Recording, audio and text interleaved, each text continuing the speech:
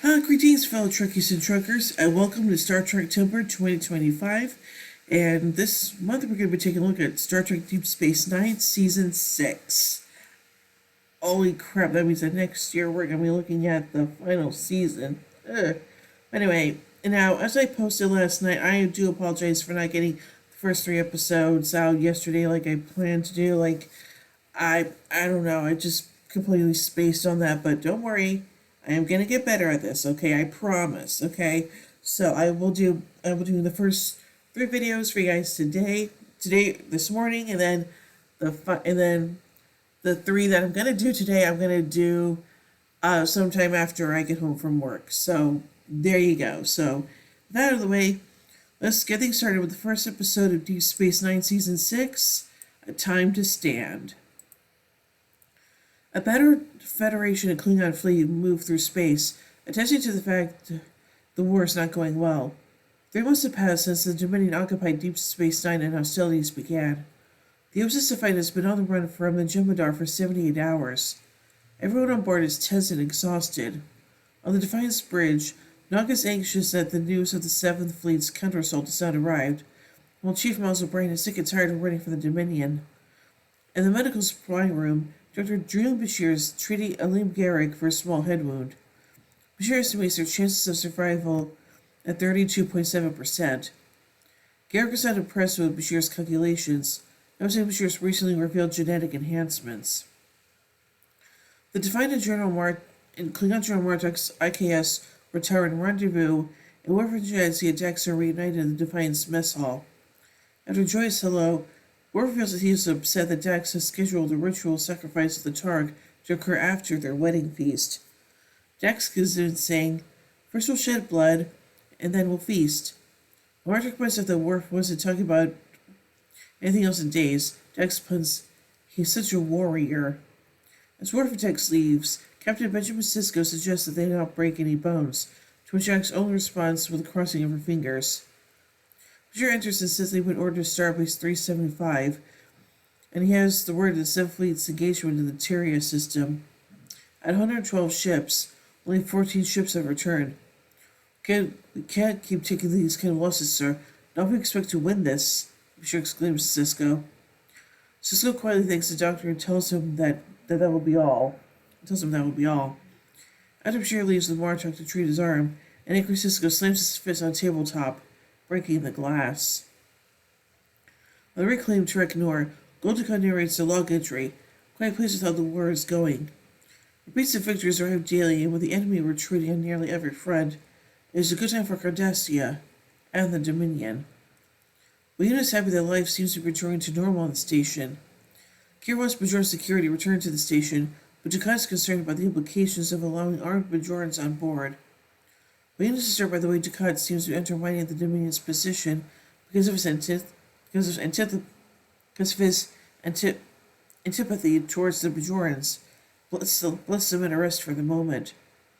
After Kira leaves, William demands Damara leave and then, to Dukat, to be included in all decisions on station policy henceforth. Further, William is impatient with Dukat's slow progress on clearing the minefield that is blocking the wormhole, preventing Dominion reinforcements from getting through from the Gamma Quadrant. Dukat complains that destroying these self-replicating mines is difficult, because when they attempt to destroy one, its neighbor replicates another, but assures him that he will eventually get it done. In Quark's, business looking up again. Cartesian is ringing the gaming tables. The Quark also has to contend with several tables of Jem'Hadar who do not eat, drink, or relax, but just sit, looking baleful.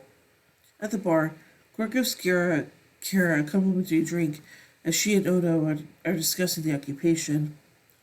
Quark says that as occupations go, this one's not so bad. Kira actually says them must be true for someone concerned solely with profit and monthly balance sheets, but Quark reminds her that all three of them have vivid memories of the horrible conditions for Bajorans on the station during their last occupation, none of which are present at this time. Quark admits that he wants the Federation back as much as they do, but encourages them to keep in mind that things could be a lot worse. Odo reluctantly agrees, and that the Dominion is, for the moment, treating Bajor as a friend. Kira asks if that's true, why are there no Bajoran security officers on the station? After the Defiant's arrival at Starbase 375, Admiral Merlin Ross surprises Cisco by informing him he has a new office on the Starbase and is relieving him of command of the Defiant. Ross tells Cisco that he'll be informed of his new assignment later. While waiting, Cisco contacts his father, Joseph, in New Orleans, Earth. His father's very upset that his grandson Jake is still on Deep Space Nine, and a heated argument arises. Cisco says that staying behind was Jake's choice, but the elder Cisco doesn't care about this. Benjamin promises his father that he'll get Jake back soon. Joseph then asks if things are as bad as the news services say. Cisco says they're worse. Joseph wonders how. If space is infinite and vast, why people can't just leave each other alone. Cisco made said it should work that way, but it just doesn't. Joseph needs to get back to his customers, but begs his son to get Jake back, and the two convey their love for each other. Meanwhile, in Trektember, Jake saw his interview with Wayun. Learns how Wayun has been censoring his Federation News Service articles by blocking Jake's transmissions. Wayun explains that he thinks Jake's reporting his bias against the Dominion, using words like occupying force. Jake objects, but Wayun refuses the interview for now. However, he invites Jake to keep writing with the bias in mind, and he will continue to read his articles and consider allowing his transmissions to go through. Back at Starbase 375, Ross reveals Cisco's and the Defiant's new crew assignment. They're to destroy the Dominion's main Contracell-wide storage facility in the Alpha Quadrant, located deep in Dominion territory. Instead of the Defiant, they're to use the Gemini attack ship Cisco captured last year to infiltrate Dominion space. Do you even know how to fly that thing? Butcher asks Cisco. The captain responds, Not yet, but I intend to learn. 2 weeks later, while on board preparing for departure, the crew starts to complain about the design flaws of the Gemini ship. No chairs, no food replicators, no view screen of the bridge, and no infirmary. Garrick joins the crew at Cisco's invitation, as his knowledge of Cardassian space and Cardassian contacts may be useful. They're clear to leave, and Cisco, putting on the visual sensory display, orders the ship to be taken out and to head for the Cardassian border at Warp 6. On Trektember, Dukat is ensconced in Captain Cisco's office and is amusing himself by playing with Cisco's baseball. Dukat wants to spend more time with Kira, so calls for her, noting their early interactions have been for station business. Kira is disgusted by Dukat and tries to leave, but Dukat pulls rank. When asked, she says he betrayed everyone, including his own people, by joining the Dominion. He tries to convince her of the dire situation he was faced with, saying Cardassio is a third-rate power. He says he's getting the Alpha Quadrant in return for the high price he's paid, but Kira is skeptical that will happen. Dukat says he's patient with her, and clearly expects an intimate relationship at some point. She just slaps his hand away when he reaches for her face. Then he literally even spins Cisco's baseball on the desk. Cisco's Gemini ship en route to Dominion space. Cisco's having trouble with the headset is inducing a migraine.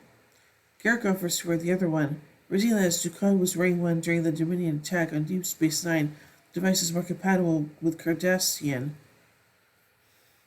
physiology. Soon, the ship is discovered by the USS Centaur, captained by Charlie Reynolds, an officer Cisco is acquainted with. Just as they are about to cross the Cardassian border, the Centaur fires on them. With the communication system down, Cisco attacks to make some run for the border. However, the Centaur is still on them, damaging a guidance thruster. Cisco orders attacks to fire back, targeting Centaur's weapons array only. Luckily, 3 Gemini ships enter the fray and the Centaur warps away. The Gemini ships don't acknowledge them and instead chase the Centaur. Although unhappy about leaving Captain Reynolds and his crew to fight off the 3 ships on his own, they still have a mission to perform, so must continue on. In order to return Bajor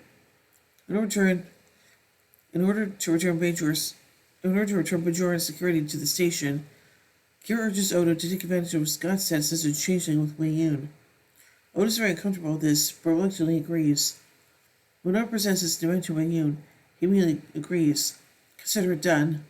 Dukat objects. Wayun tells Dukat to keep out of it. It's strictly between Wayun and Odo.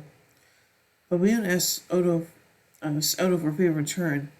He also to sit on the station's ruling council, along with William and Ducat. Not just care about William's request, she is concerned that William may be using Odo to validate the Dominion's occupation. Most he thought that we were using them, and besides, he has spoken this fine line before. Kira remains uneasy. Meanwhile, Cisco's Gemini ship arrives at the Contracell-wide storage facility, which is built into a small asteroid. After they observe another ship go through the exchange process, Eric requests 84 canisters of Contracell light. O'Brien says he has 83 empty canisters standing by, and one now so empty one, which is filled with 90 isotons of enriched ultradium. This should be enough to take out the whole storage facility. Cisco ship moves aside the depot's security zone. O'Brien says to detonate for 3 minutes. After exchange of most empty canisters, where canisters full of light takes place, Garrett asks the facility for clearance to leave. Instead, the facility raises their security net, trapping Cisco inside while the bomb is still ticking. The facility orders Cisco's ship to stand by. The group concludes that if they stay inside the net, the bomb will destroy the ship along with the depot.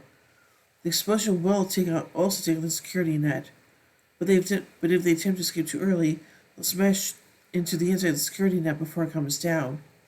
Dax and Bashir calculate the ship goes in bullets exactly 1.3 seconds before the bomb detonates, leveling both the explosion and the security net.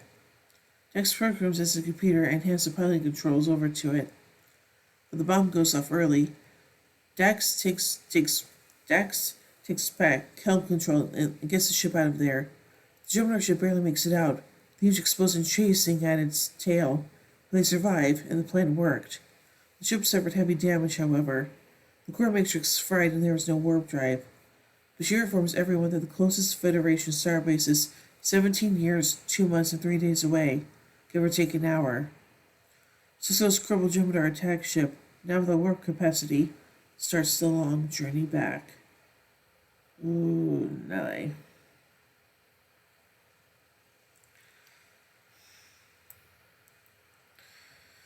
Yeesh.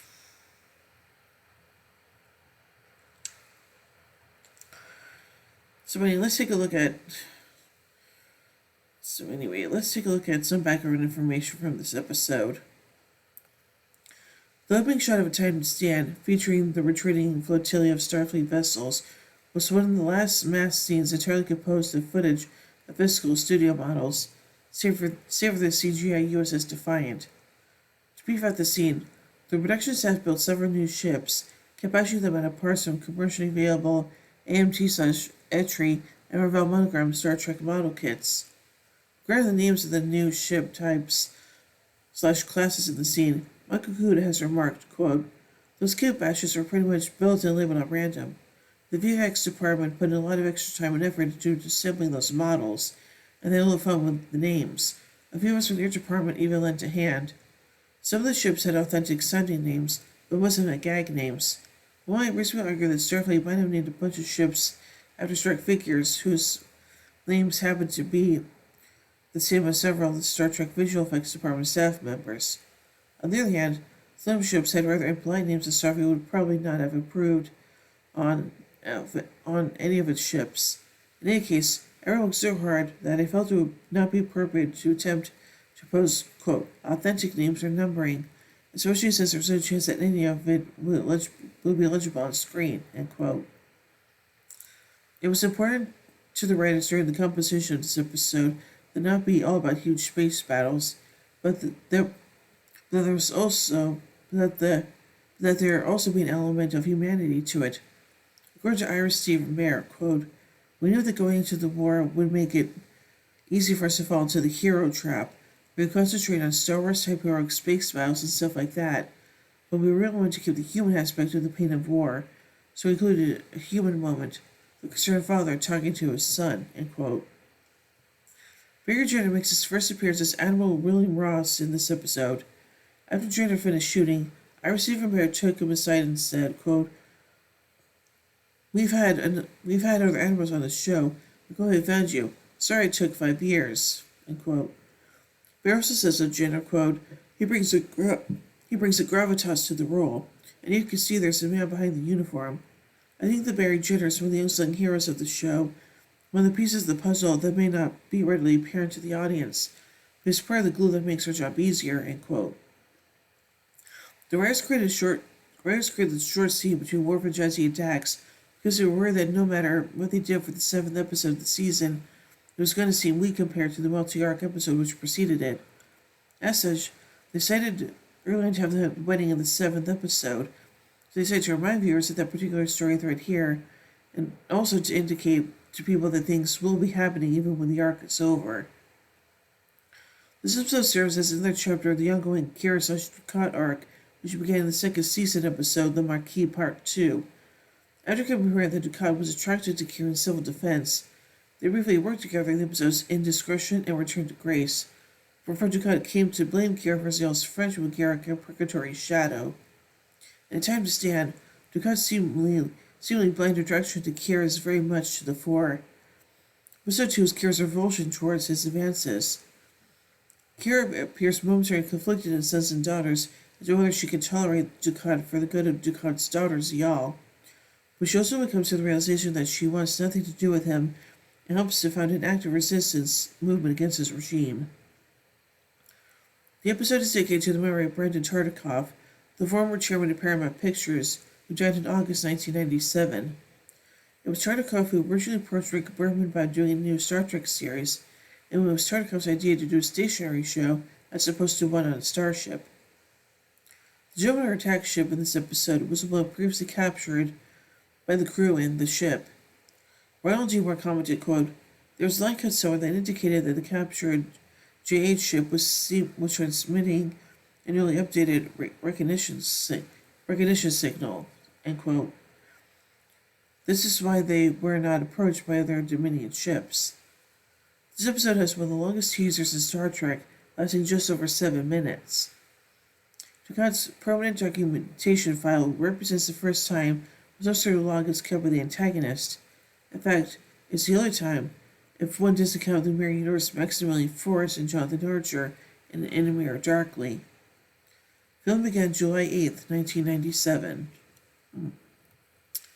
So that's the first episode of this season. It's really damn powerful, and yeah, I'm just worried about how Cisco and theirs are going to get to the nearest Federation starbase in hopefully less than 17 years, but hey, who knows?